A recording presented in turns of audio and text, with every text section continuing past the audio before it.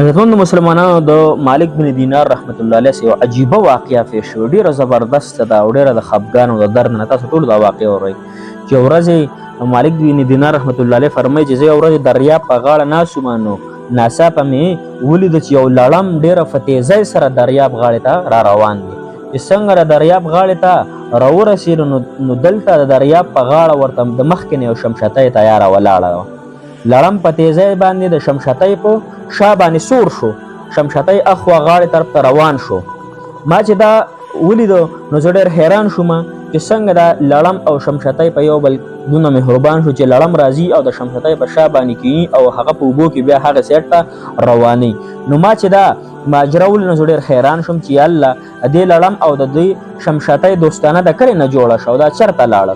نو ما هم کشتۍ په کرایه ونیوله او زه هم دوی پسې شاته روان شوم. کله چې شمشتۍ دریاب خواته غاړې ته ورسېده نو لړم ورنه ډېر په جلتۍ سره کوشو. لړم ته ډېر زر کوشو، په منډه لاړې او په منډه خوا اوچې علاقې طرف ته روان شو. مالک بن دینار رحمت الله علیه وایي زه هم ورپسې شاته په قلار روان وم. لړم چې لږ مخکې لاړو نو ما ولیده چې هلته یو ځوان د شرابو په نشه کې مست پروت دی، اوده دی او د دې ځوان د سر سره نږدې یو تک تور مار دی، خوله یې وازه کړې ده او د دې ځوان د چیچلو اراده یې کړې ده. نو دا لړم په تیزۍ سره ورغی او دغه مار له یې یو ټک ورکړ او ویې چیچلو. دې چیچلو سره مار تاو راتاو شو. دا کله چې دا مار وچیچو نو تاو راتاو شو او هم په هغه ځای باندې مړ شو. لړم واپس را روان شو. دونه زبردست واقعه د الله جل شانه، دونه همت. لړم چې کله واپس را روان شو نو شمشتۍ ورته هلته په انتظار وه او شمشتۍ په انتظار او شمشتۍ ورته ورخوته چې الله جل شانه د یو نافرمانه شرابي بنده حفاظت په څه عجیبه طریقه سره وکړو. ګورئ مالک بن دینار رحمت الله علیه ډېر عجیبه دی که نه، چې یو لړم رالی او شمشتۍ ته وخوته وی د عجیبه طریقې سره الله جل شانه د هغه حفاظت. نو مالک بن دینار رحمت الله علیه وایي چې بیا مې دا ځوان راپاڅولو چې پاس هلکه او ټوله واقعه مې ورته بیان کړه چې ګوره د الله جل شانه په نافرمانۍ او په شرابو کې ته مست پروت یې، لیکن بل طرف ته خالق کائنات الله رب العزت ستا حفاظت په کومه اعلی طریقې سره وکړو چې یو خو یې لړم ته حکم وکړو چې د دومره لرې نه په جلتۍ سره راغی، بل طرف ته ورته د مخکې نه د دریاب په غاړه شمشتۍ مقرره کړې ده. دونه د الله جل شانه مهرباني چې هغه یې د دې خوا غاړې ته راورسولو. بیا دا لړم د مار او چیچلو او مار مړ شو او ته یې د مار د هجل نه محفوظ ساتلې.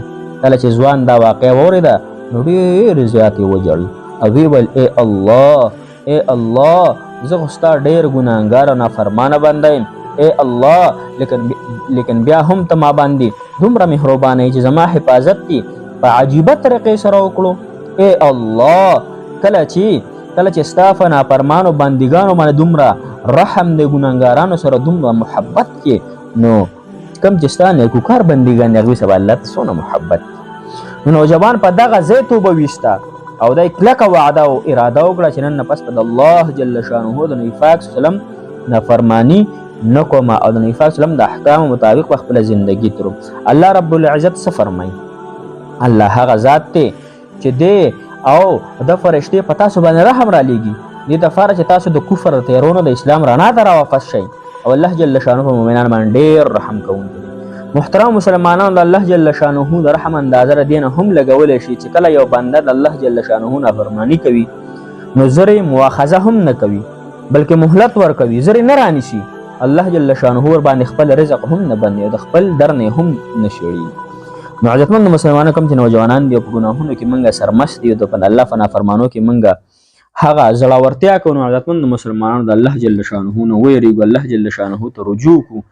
یو نه ورځ به الله جل شانه ته زما او ستاسو پیشي الله جل شانه موږ نه تپوس کوي یا نوجوانه څرنګې زندګي دې تېره کړه، ما دپاره دې سره وړي. نو راځئ نن چې کلکه اراده وکړو د الله جل شانه نافرماني پرېږدو. الله جل شانه دې موږ د عمل وکړو.